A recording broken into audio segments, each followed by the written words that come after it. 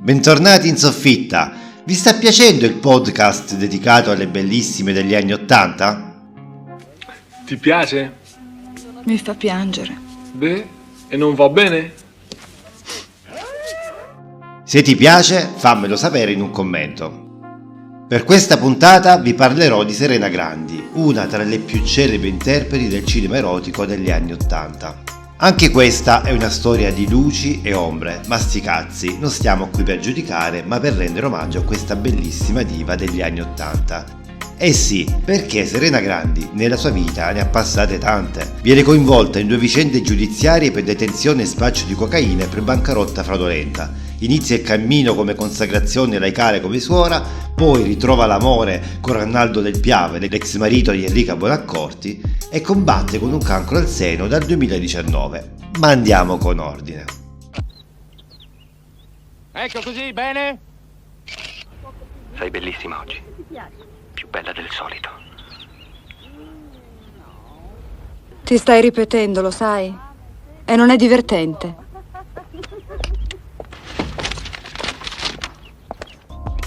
Serena Grandi, all'anagrafe Serena Fagioli, è nata il 23 marzo del 1956.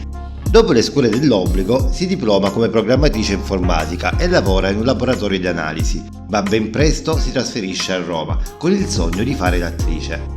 Segue infatti corsi di dizione e recitazione che la portano a imparare come si sta sul set, quindi partecipa ad alcuni stage così impara a destreggiarsi. I primi ruoli sono in film come Tranquille donne di campagna, La compagna di viaggio, Teste di cuoio, Pierino colpisce ancora, Pierino la peste alla riscossa, Sturmtruppen 2, Tutti al fronte, Acapulco prima spiaggia a sinistra, compare anche nell'episodio Li Biancone della miniserie televisiva Sogni e bisogni di Sergio Citti, in onda su Rai 2 in cui recita accanto a Carlo Verdone.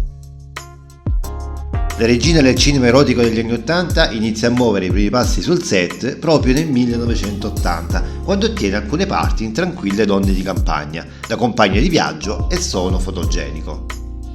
Si fa notare anche sul piccolo schermo facendo alcuni strip nel varietà Il cappello delle 23, trasmissione televisiva di cui vi parlerò in un prossimo video. Mi raccomando, rimanete sintonizzati. La notorietà e il successo nel filone erotico arriva con l'incontro con Tinto Brass, che nel 1985 la rende protagonista di Miranda. Seguono poi ruoli simili della bella Procaccia incline ai tradimenti in La signora della notte, l'iniziazione desiderando Giulia. Il boom sul grande schermo arriva tra il 1987 e il 1990 con Teresa, Roba da ricchi, Rimini Rimini e ancora Le foto di Gioia e In nome del popolo sovrano. Tra il 1990 e il 2000 Serena Grandi recita in TV in Donna d'onore, per cui vince anche un telegatto, Piazza di Spagna, Il prezzo della vita, 2 stagioni di Pazza famiglia e ancora La risi nasce e Le ragazze di Piazza di Spagna. Nel 1998 torna a lavorare con Tinto Brass in Monella, poi viene chiamata da Ligabue per Radio Freccia. Nel 2006 esordisce anche come scrittrice pubblicando il romanzo L'amante del federale. Nel 2003 Serena rimane coinvolta in una brutta vicenda di droga. Accusata di detenzione e spaccio di cocaina subisce un arresto, ma viene prosciolta dalla magistratura prima ancora dell'inizio del processo. Riceve nel 2011 un risarcimento dello Stato pari a 60.000 euro per detenzione ingiusta. Di certo un momento complicato per la sua carriera è stata quando lei fu arrestata agli arresti domiciliari, un arresto ingiusto per cui fu prosciolta e poi addirittura risarcita per detenzione e spaccio di cocaina. Esatto. C'avevo solo dei tortellini in casa. Di recente ha dichiarato in televisione che in quell'occasione è stata costretta a dire che era per uso personale per accelerare la burocrazia e uscirne con i domiciliari, ma che in realtà lei era estranea alla vicenda. Ma come ho detto prima, non siamo qui per giudicare, ma solo per omaggiare. Senta, comunque lei ammise che l'acquisto di stupefacenti era per uso personale. Forza, l'ho dovuto ammettere, se no non mi bloccavano gli arresti domiciliari. Non avevo tempo per le sostanze, io odio tutto quello che è polveri. Vabbè, l'ha usata, l'ha ammesso, quindi era una cosa... Forza, l'ho dovuto ammettere perché l'avvocato mi ha chiesto di doverlo ammettere. ma comunque non sono mai stata una tossica, quindi sono lontano dalle polveri. Diciamo, quello per lei è stato un periodo... Ormai era un fatto che ormai non si sapeva come uscirne da questa cosa. Cioè lei l'ha detto, pur non essendo vero, per uscire prima da quel processo, Sì. quindi ha mentito, Sì. ha detto il falso. Ho mentito, certo, ho mentito perché dovevo farlo per forza. Dopo le vicende giudiziarie, torna nel 2008 sul grande schermo con Pupi Avati nel Papà di Giovanna e nello stesso anno nella miniserie TV Una madre. Tra il 2010 e il 2018 arriva il riscatto dell'attrice e lavora nuovamente con Pupi Avati nella sconfinata giovinezza, per cui accetta di ingrassare e di essere pesantemente truccata per apparire invecchiata. Nel 2013 la vuole Paolo Sorrentino nella Grande Bellezza, che vince l'Oscar come miglior film straniero. Nel 2017 partecipa a Grande Fratello VIP e l'anno dopo alla fiction di Canale 5 Furore.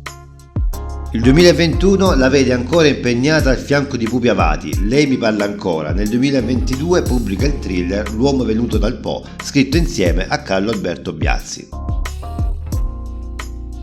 Come vi ho già accennato, la vita privata di Serena Grandi non è stata tutta rose e fiori, però ci sono anche delle belle rose da cogliere. Verso la metà degli anni 70 Serena Grandi non era ancora famosa, ma era già consapevole della sua procace bellezza e ha una storia segreta con il campione di tennis Adriano Panatta, all'epoca sposato con Rosaria Luconi. Il flirt clandestino dura un paio di anni, così racconta l'attrice Caterina Barivo inospitata in Vieni da me.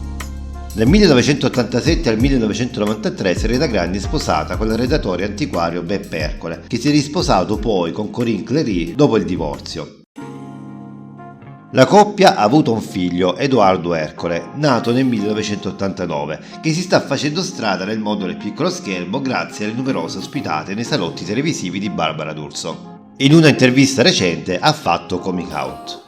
Dal 2019 Serena Grandi combatte contro un tumore al seno che la costringe a un'operazione d'urgenza e a successive terapie virate.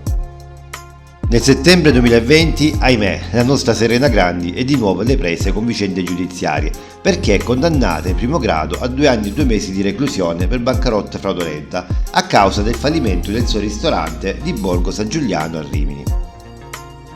Ultimamente è impegnata in una relazione con Arnaldo Del Piave, l'ex marito di Erika Bonaccorti, e celebre per le sue doti di playboy. La coppia esce allo scoperto su Instagram nel marzo del 2022. Di recente Serena ha dichiarato di aver avuto più di 100 uomini. Sinceramente non mi sembra una cifra esagerata, ma tutto è relativo ed evidentemente lei ci teneva a farlo sapere. E tu cosa ne pensi?